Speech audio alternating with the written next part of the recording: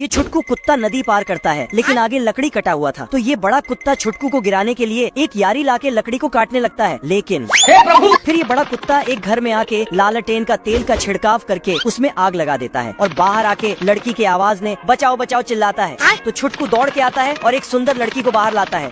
ये देख के इसके मन में तो लड्डू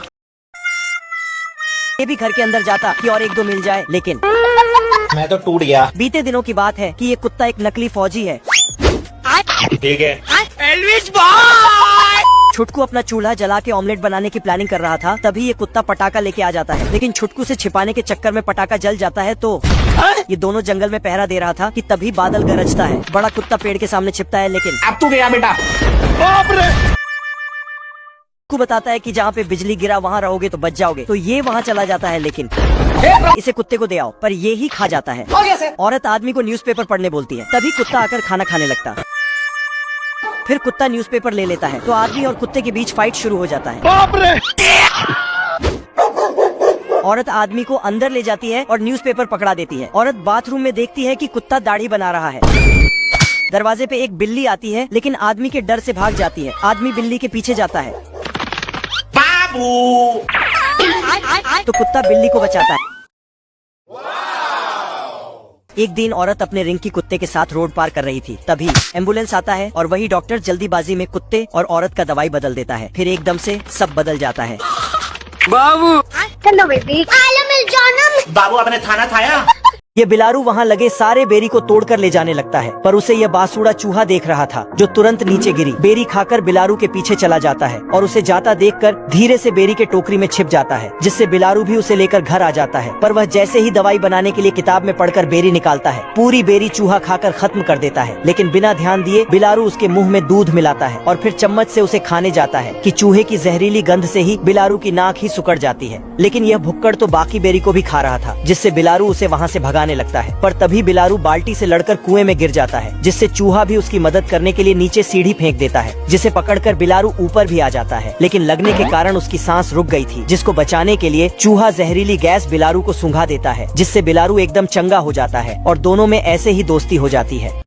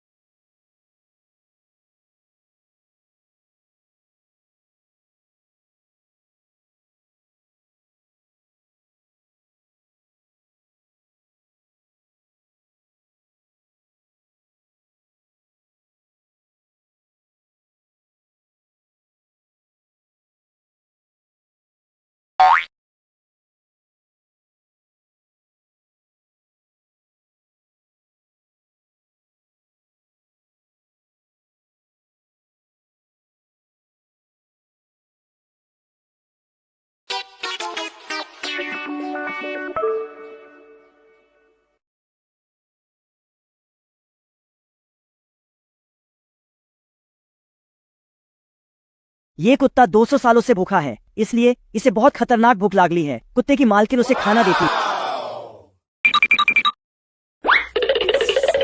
तभी वो देखता है ये भाजी पाला और गाजर है। ये देखकर कुत्ते का सटक जाता है। वो सब्जियां काटकर फेंक देता है। वो उसे काटकर खाने लगता है। वो डब्बा देखता है तो ये टमाटर का सॉस होता है।